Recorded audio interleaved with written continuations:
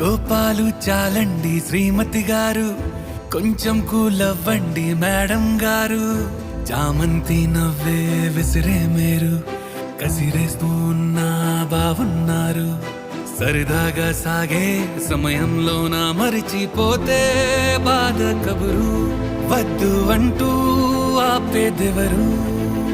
కోపాలు చాలండి శ్రీమతి గారు, కొంచెం కూలవ్వండి మేడం గారు.